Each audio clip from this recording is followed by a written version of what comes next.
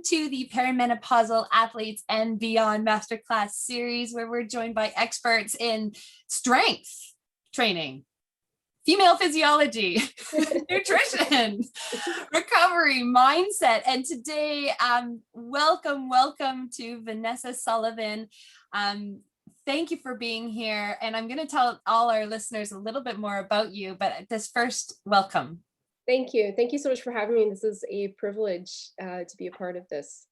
It is, we're having a blast. I say we because I'm, as we are, as all of you are that are listening are on this journey, there's been so much coming and in. And today we're talking specifically about strength, and not in the way that we traditionally talk about it. And what I'm so excited about, okay, first of all, Vanessa. Who's Vanessa? Who's this amazing woman? Okay, she has the motto, and you're going to have to correct me if I totally kill the word, is of Demanta Ladir. It's a Gaelic word for bloody strong. So you're starting to get an idea of who this woman is that we get to listen to today and learn from. She's powerful. She's courageous. I am so privileged to know her a little bit. And we are going to get into understanding what she does as a owner of Tyrannus Athletics. Mm-hmm. And Tyrannus Athletics is a CrossFit. Do I say CrossFit certified? Is it certified? Yeah, we're an affiliate. We're CrossFit affiliate. Affiliate. Yeah. Gym. Yeah. And what I'm really just so excited about Vanessa helping understand is CrossFit, strength, the combo, the push, the pull. Is there a push and pull? Because there's so much emphasis and learning that we can take from this incredible movement within CrossFit. And how does that kind of come into our sense of being as athlete or as person who is deliberately exercising? So thank you. And let's get started. Okay. The first question. Yeah. How did you come to CrossFit? Like you've been doing this for a long time. Yeah. So it's not like you were like there before you were there. I mean, yep. You know what I mean? Yeah, I think we were like, somewhere up in like the 100th affiliate in the world or something. We were in very early in 2008. CrossFit had been a movement that was sweeping through, starting and originating in the US and really sweeping through the first responder military settings, using that as a training methodology. So I came to it, I was in a place in my life where I had left all sport. I wasn't doing much anymore, just happened to be where I was in a big, huge change in my life. And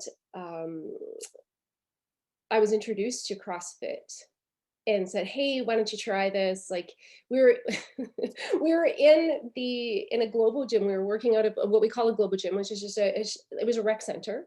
Yeah. And so I thought, yeah, okay, I can do this. And I had been trying to get myself back into the swing of it. I wasn't even playing soccer anymore. I wasn't doing anything. So I went into the gym with my partner at the time, and he said, okay, let's do this workout. And it was one of our benchmark workouts. We have this series of workouts called the Girls. And so we have these, they're named after women, and they usually like just leave you kind of destroyed. It's kind of just a tongue-in-cheek little thing. And I did it very modified. So I didn't do it as what we call RX or as prescribed. I did it very modified. And it crushed me, but sparked a fire in my soul. So I physically felt like, oh my God, what just happened? But in my soul, the competitor in me just went, oh, this is what I've been needing. I needed something that fed that competitive desire that I had, but just allowed me to be in this different place in my life where I didn't have time necessarily for all the team sport that I'd love to play, or even, to be honest, maybe even the desire anymore, just because my life had shifted so much. Yeah. So that's how I got into it. And then it was about a year later, my partner, he was looking for a side gig. He's a full-time first responder, so 4 on, 4 off. all of a sudden we were opening up a gym. We were opening up a CrossFit gym because we so believed in what this was doing for us that we just wanted to start sharing it. So that's how I got into it. That's the start of it. And then it's just developed, and I've had my ups and downs through it. I've gone up and down all over the place, and here I am now with the Yeah. history of it. Well, I think that's a perfect segue into how we talk about this next part of it. And that is CrossFit is known to be one in like is can be contained within a practice. Yeah. And you approach it in a holistic way of understanding as CrossFit as strength, and where there's this push and this pull that I really want to understand, because as athletes that might be doing other sports, or as athletes who are, or people that are training for something in like something specific, go climb a volcano, go ice climbing. Some of my athletes do ice climbing, whatever it might be. How do we understand and how do we access this way of training that is really popular and interesting and energy and community in a way that is going to benefit us? So I'm going to leave it there. Yeah. I think we need to start with an understanding of what CrossFit is, because there's a lot of confusion out there. Very publicized as the CrossFit Games. And what there is a clear distinction in let's just say the word CrossFit. Yeah. It's like if you said the word, if you use the sport soccer, you have different levels of that. So what we see very clearly in the CrossFit world is you have training for competition, and CrossFit, the sport that has become in that direction. And then you have training for your GPP, general physical preparedness. And that's not to say that you don't have, I'm going to take a very CrossFit lingo thing, you don't have a very important game, mission, or life that you're training for in that general physical preparedness component. It just means that you're training for something external to the sport of CrossFit. You're not training for CrossFit sport specifically. So that's a very important distinction to make, because people, I think people get the idea that CrossFit is either the CrossFit Games, and that's what you do when you come in. Yeah. Or there's some terrible, terrible YouTube footage out there of people claiming to do CrossFit stuff. And it's like, oh, CrossFit's a methodology, not that. So, so that's a really important, in my mind, distinction to make. And how we get to those two places becomes different. There's a baseline of similarity, but there is also a difference in the purpose of your training, right? So that carves down to what are you doing in your day? What's your purpose of being in the gym on that day? Is it actually to compete? Is it actually to train? Or is it actually to practice? And that competing can be seen within the gym as actual competition or testing. So you're going for a maximal, you want to see what your best is. And that is just for information purposes to navigate where you're going in training. So I think like that basic understanding of, okay, so here we have the CrossFit competitor, and that is a track. And then we have, and I put myself, this is where I'm at now. I'm just training for general preparedness. I have goals.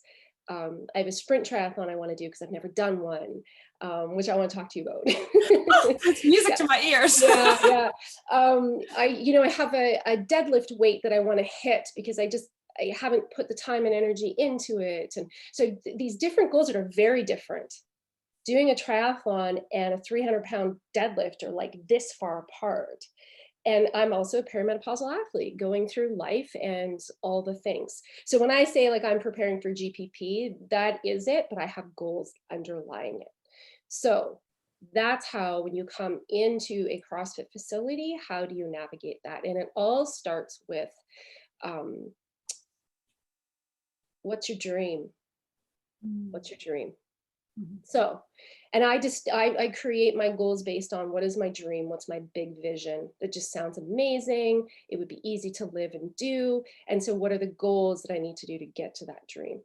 So I would say it's fair to say that most people have a dream of living life, longevity with health and wellness, avoiding disease, avoiding disability from disease or age-related disease or age-related elements.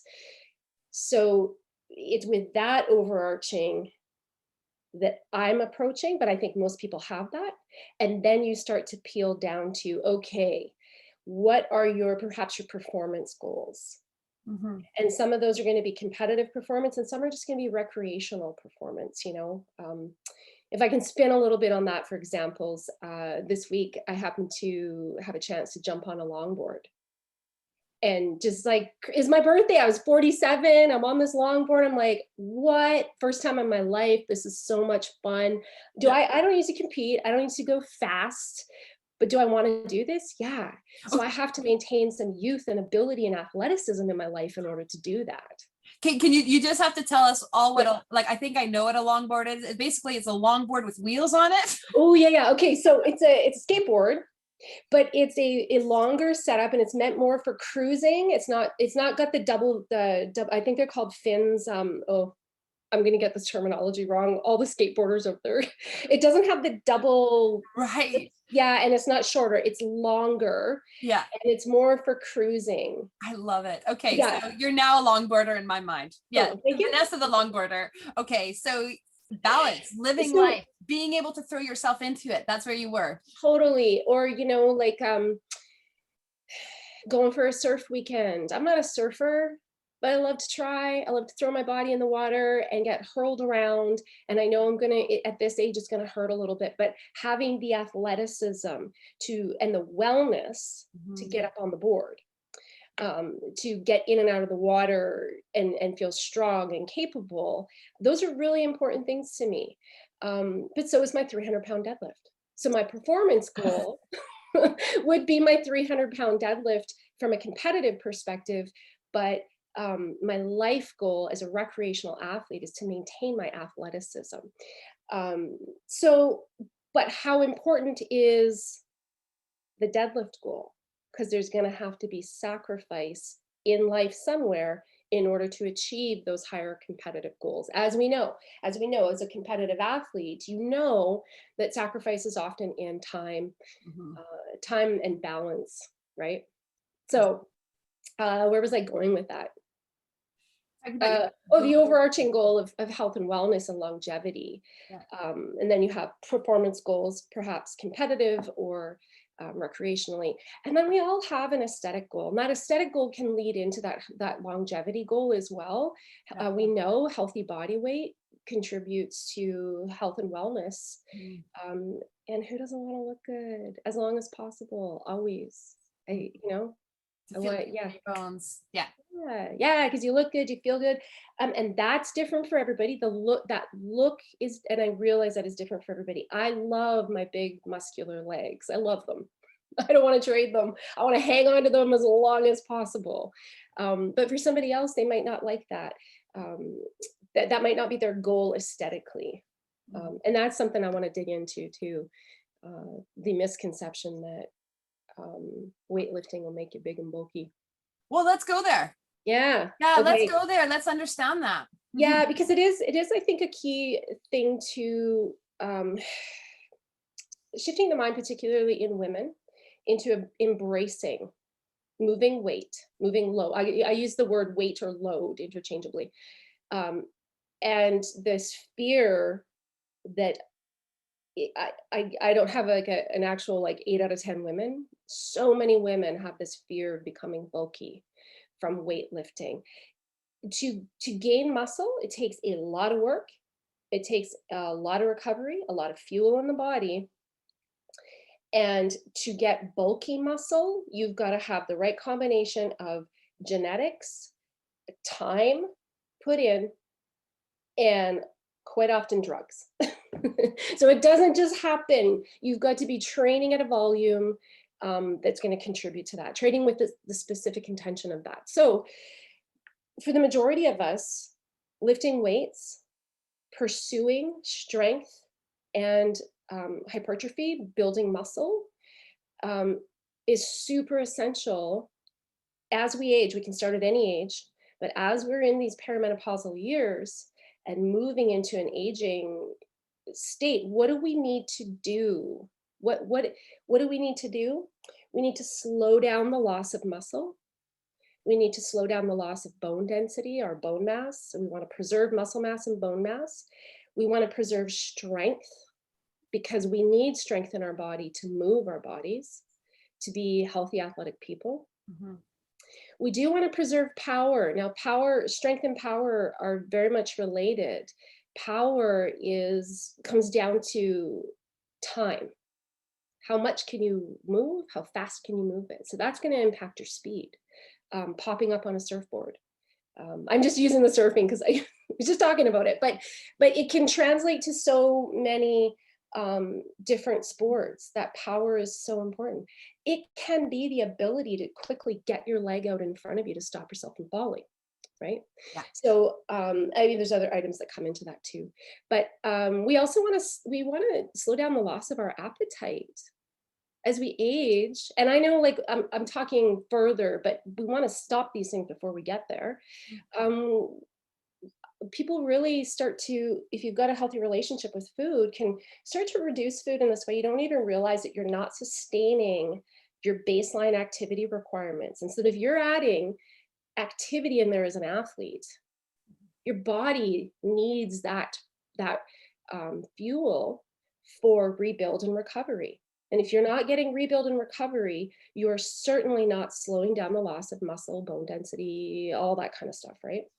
So the best way to slow all that stuff down and oh, and let's throw this one in here, because this is one I struggle with: weight gain. Mhm. Right? We want to control the weight gain that often happens as we get older too. So there's a balance between, and that's where nutrition is so important. But so taking that, looking at that, and going right back to the strength, the requirement for strength and resistance training, coupled with appropriate, let's say, conditioning methodology. Yeah. And then supported by healthy nutrition and lifestyle habits. That's how we can slow all of those things down and even reverse it. We can build muscle, strength, and capacity, because it all depends on where we start from, right? Mm. So the muscle, the importance of the strength training and building muscle really comes into, if you want to hang on to health, you have to make an effort to do that, because we lose, I think it's like starting at 50, we lose 1 to 2% of our muscle every year, which, depending on where you start. Yeah. So the bulk. So where was I on that? The bulkiness. It doesn't just happen. You have to make a huge effort to do it. You're not going to walk in to a gym and start lifting weights and turn into bulk. It's not going to happen. It just won't. So let go of that is basically Let what go you're of telling. it. Let go of that notion, because you're going to have to be awfully deliberate to actually do that, like with incredible precision even. Yep. So Yep. that you've now just unweighted everybody. Isn't that smart? Yeah. Unweighted everybody with that kind of worry. And all right. The other thing I just want to come back to, because it was really powerful, and I have never heard anybody said it, that we want to slow down the loss of our appetite. Mm-hmm. And I was just like, oh my goodness, like I so love food and eating food. And you see that is that people stop eating so much. They don't get, like, they're just not hungry as much anymore. And we have such a food culture. And I want to just like praise the food culture. We talk about so often the opposite angle of it, of the diet culture. We can go into that, or we talk about, the poor eating, the fast food culture. But there's also this culture that we love around food. It's a community. And like, I just imagine our potlucks, the beautiful spread of potlucks that I can't wait to get back to. Great. So now, okay, now both Vanessa and I are just drooling, but But yeah, no, I really love that. So what Yeah. I want to ask you, because this is going to be a really fast 30 minutes with you. So It's so quick. I know. So what do we need to look for? Because not everybody can go to you, sadly. But what do we look for when we are approaching a CrossFit gym or a strength gym? Or how do we understand an online program? What do we look Mhm. for in it to understand what's right for our needs, our body, our approach, using maybe the full gamut of CrossFit, strength, whatever? Yeah, yeah. And so it's very hard to just take an online program with without any support and to really, unless you know what you're doing. No, that's not, you can take an online program and utilize that. How do you see the balance in it? That's where working with a coach, working with somebody who's doing that programming, especially when you're looking at um, what are the other activities that you're doing? What are your other sports? Because I think this, we're speaking now to perimenopausal athletes, right? So people that are coming in with different sport or maybe shifting to different sports. Yeah. So what are you working towards? What are your goals there? And then working with a coach that is going to understand um, the need for where you're at and the ever changing different things that happen as a perimenopausal athlete, the things we go through in life. How do we strategize that? Um, and getting in with your coach and really working to find the goals. So what is it you're trying to achieve? And there, everybody has something. They will come in and say, um, everybody else, I want to lose belly fat. Okay, you want to change your body composition. So we look at that. How do we combine that with your sport? How many days a week do we think you should be doing this? So when you come into a CrossFit gym, you're going to get different programming all across the board in all the different gyms.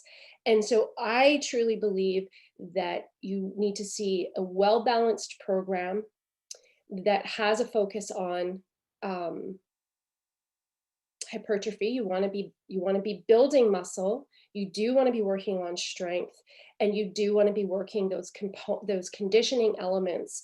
So and it's got to be distributed responsibly. So the first thing that I would filter for online program is to look at, is, is this going to have weight component to it? Am I moving load?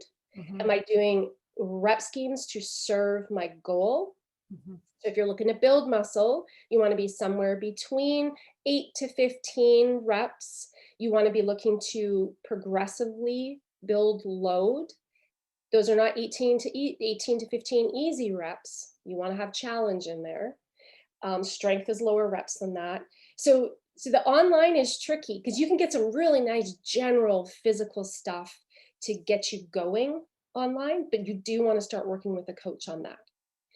Now, to come into a CrossFit gym, for example, and to say, I want to do CrossFit, um, you want to find a place that has what we call an on-ramp or a foundations program. If they take you in and you've never done CrossFit before and they throw you right into their general programming without teaching you things except for in that general class programming, walk away. You need to have, so we do it a few different ways. You can do it individually, so you're very customized and very specific. You're still going to get the baseline that we need you to know, but we're going to work with your mobility needs, your previous injury history, what's currently going on for your situation, and your mhm, goals. I like to know 1, 2, 3. What's top and what are a couple secondary goals for me to kind of work in there for you. mhm. And then you go through a foundation program. We also do it in very small group, 3 to 5 people maximum. So there's a high degree of coaching attention on there. You need to go through that. There's a safety element for that, not only for you as an athlete going onto the floor, but for the other athletes that are already on the floor, because a coach can only teach you so much in class if you don't have the baseline. Are your movement patterns safe? What do we need to consider for you?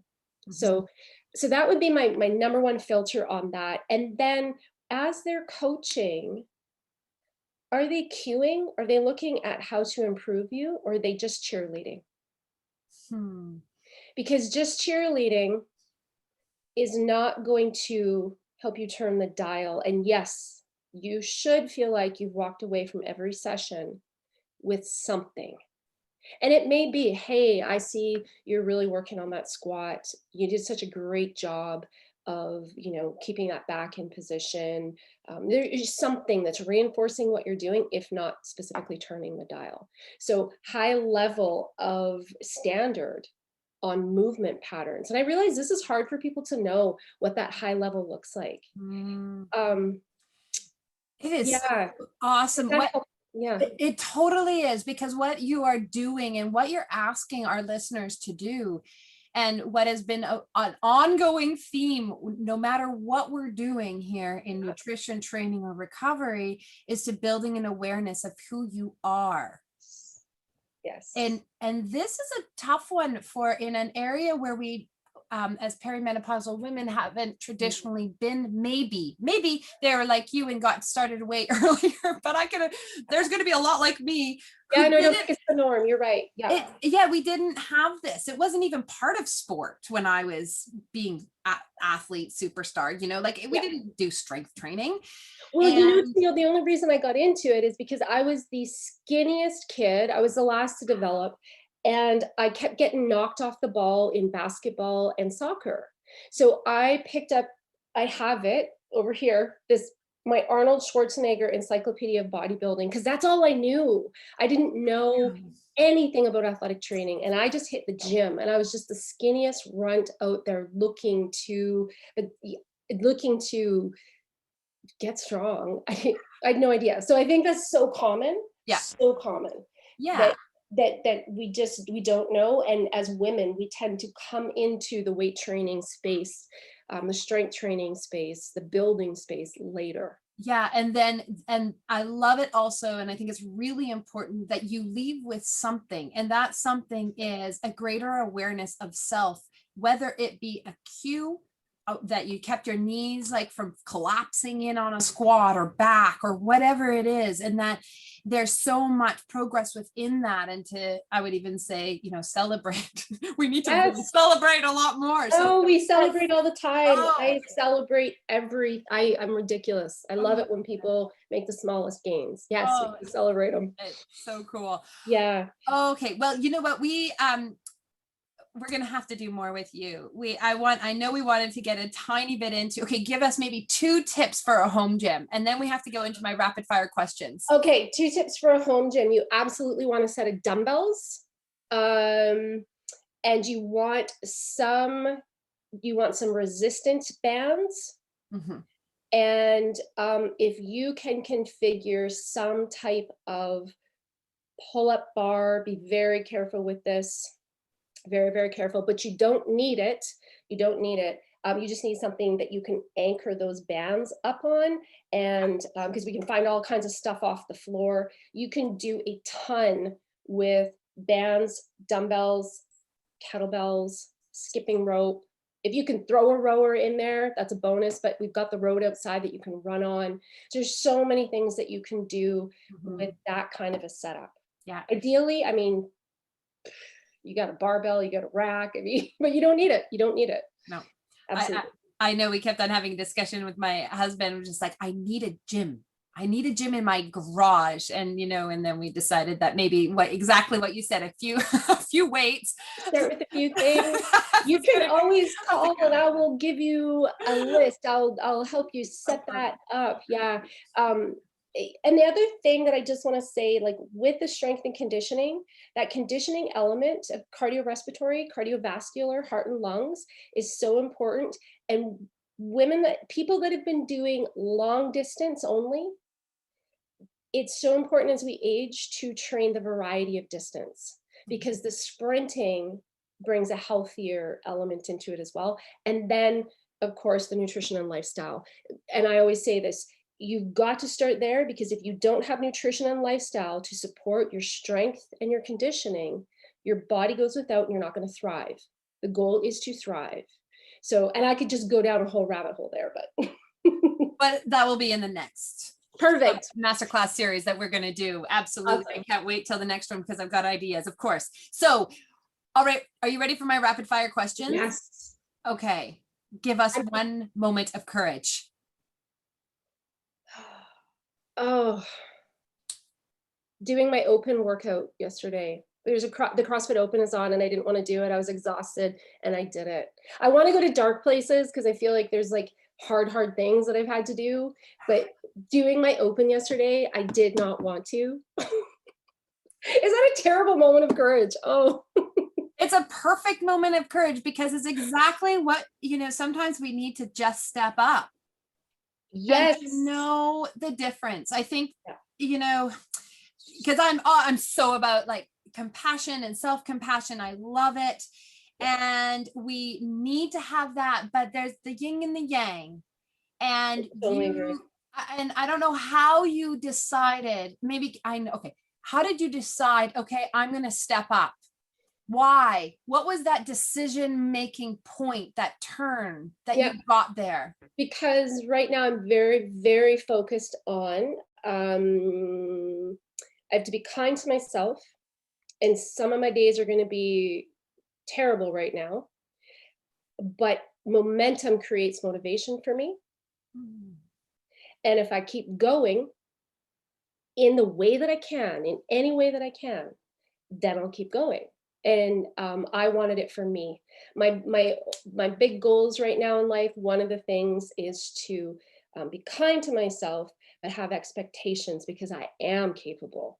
So what I did was sitting there and I thought, you just got to get this done because you are capable. I didn't do it RX. I did the scaled open version of it, which is exactly what I needed, and moved my body for 20 minutes and had my friends cheering me on.